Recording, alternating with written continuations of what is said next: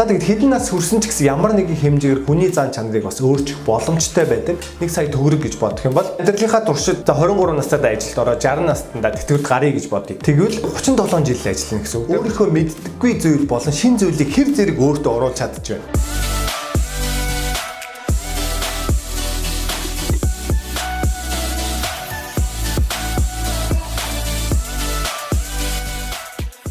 Сайн байцгаана уу Гамболтын жаргалан байна. За би та бүхэнтэйгээ өнөөдөр нэгэн шинэ бичлэгээр уулзж байгаадаа маш их баяртай байна. За би та бүхэндээ өнөөдөр ямар бичлэг хүргэж байгаа юм бэ гэх юм бол 1 сая доллараас илүү хөрөнгөтэй хүмүүсийн топ 5 зан чанарын ялгааг та бүхэндээ өнөөдөр танилцуулах болно. За Германы нэгэн их сургууль 1 сая доллараас дээш хөрөнгөтэй болон 1 сая доллараас бага хөрөнгөтэй хүмүүсийг цуглуулад тэр 20 мянган хүнээс энэхүү судалгааг авсан байгаа. За Монголд маа ч гэсэн хүн сайхан амьдрыг Монголын дундаж цалин 1 сая төгрөг гэж бодох юм бол амьдралынхаа туршид 23 настайд ажилд ороод 60 настанда тэтгэврт гарыг гэж бодъё. Тэгвэл 37 жил ажиллана гэсэн үг. Сард 1 сая төгрөг аван тэгээ 37 жил ажиллана гэж бодох юм бол ойролцоогоор 444 сая төгрөгийн орлоготой болно. Энэ маань болохоор зөвхөн орлогоос маань татвар болон янз бүрийн зүйлүүд хасагдаж байгаа. Тэгээд гар дээр авах мөнгө нь бол арай багасж ирнэ гэж ойлгож байна. Тийм болохоор ерөнхийдөө Монголын нөхцөлд бол хүүхдийг хангалттай давгүй сайн амьдруулъя гэж бодвол ойролцоогоор нэг хүүхдэд бол 150 сая төгрөг зайлшгүй шаардлагатай гэж миний хувьд бодож байна. Тийм болохоор хоёр хүүхдээ бол та 300 сая төгрөгийн хадгаламжтай байж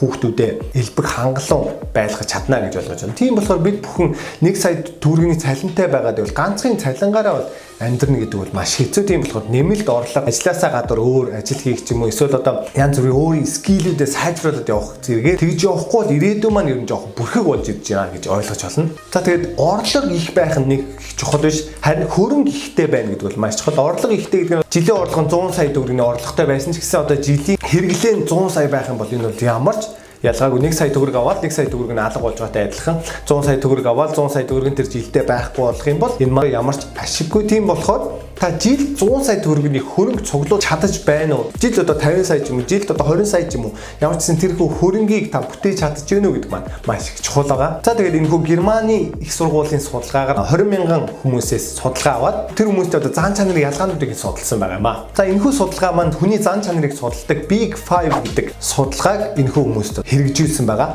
Маш их ялгаа гарсан гэж байгаа. За нэгдүгээр эрсдэл гаргаж чаддаг зан чанар. За хүн бол хэр их эрсдэл гаргаж чадж байна гэдгийг амжилтанд хүрэхгүй гэдэг нь маш их ялгагддаг байгаа. Хэр одоо аюултай гүүрээр тэ айхгүйгээр гарч чадчих вэ? Тэр нь Монголын нийгэм одоо дэлхийн нийгэмч гэсэн юу ч ямар ч эрсдэл хийдэггүй хүнээс харин эрсдэл хийгээд ингээд алдаад оноод яваад байгаа хүмүүсний одоо шүүмжлүүлдэг байгаа. За тэгээд эрсдэл гаргаж чаддаг хүн гэдэг маань ямар нэгэн зүйл хийгээд алдлаа гэж бодоход өөрийнхөө алдааг хүлээн зөвшөөрөөд улам цаашаа ингээд өргөжлүүлээд хийж явах чадвартай тэр хүнийг хэлдэг байгаа. Эрсдэл гаргадаг зан чанар бол одоо амжилтанд хүрэхэд маш хэрэгтэй чадваруудын нэгт орд юм байна. За хоёрдугаар нээлттэй зан чанар. За нээлттэй зан чанар гэдэг маань өөрийнхөө мэддэггүй зүйл болон шинэ зүйлийг хэр зэрэг өөртөө оруулж чадчих вэ? За тэгээд хэр зэрэг нээлттэй мэдээлэл болон мэдлэгийг цуглуулж өөртөө авч чаддаг вэ гэдэг маань маш их чухал. За нээлттэй биш хүн гэдэг маань болохоор өөрийнх нь харах өнцгний бага байна гэсэн.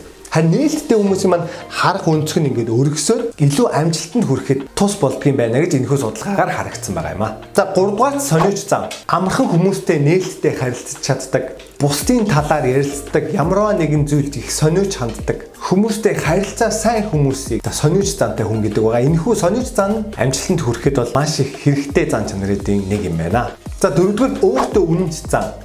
Угаасаа ойлгомжтой хийсэн зүйлээ хийх гэсэн зүйлээ өөрөө хийж чаддаг, түүнийгээ бас тэгээд дуусгаж чаддаг, эцсийг нь харж чаддаг, хувийн зохион байгуулалттай эхэлсэн бол дуусгаж чаддаг. За тэгээд энэхүү зам маань яалтчгүй бас амжилтанд хүрэх 1 сая доллараас илүү хөрөнгөтэй болоход хамгийн хэрэгтэй зан чанаруудын нэг гэдэг маань энэхүү судалгаагаар батлагдсан юм аа. За 5 дугаар сэтгэлийн хат сайтай байх.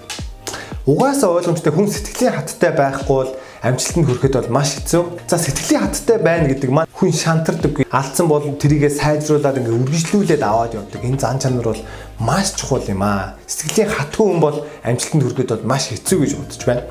За тэгээд энэхүү зан чанарууд нь өөрийн хүчээр босгосон бизнесээр амжилттай яваа хүмүүст бол хамгийн их харагдсан байгаа. Ээж аваасаа өвлөж авсан хөрөнгөтэй хүмүүст бол энэ зан чанарууд бол нэг их байгаагүй. Хэрвээ та ээж аваасаа хөрөнгө мөнгө өвлөж авах нь тодорхой байгавал та бол энэхүү зан чанаруудыг өөртөө суулгах болон сайжруулах шаардлагагүй. Харин аав ээжээсээ хамааралгүйгээр өөрийнхөө хүчээр тэр бомтон болмоор байгаа л энэхүү зан чанаруудыг зайлшгүй өөртөө суулгах хэрэгтэй шүү гэдгийг та бүхэндээ хэлэх гэсэн юм аа. За тэгээд хүний зан чанар гэдэг бол жилийн жил баг багаар өөрчлөгдсөн зэрэг байдаг. За тэгээд хэдэн нас хүрсэн ч гэсэн ямар нэгэн хэмжээгээр хүний зан чанарыг бас өөрчлөх боломжтой байдаг. Тэгвэл та амьдралдаа мөнгөтэй, хөрөнгөтэй болмоор байвал өөрт байхгүй зан чанаруудыг олж авах, эсвэл өөртөө дутагдaltaй байгаа зан чанаруудыг ингэ сайжруулж явах юм бол амжилттай байх, хөрөнгөтэй болох үе хаалгач нь нээгдэх юм байна шүү.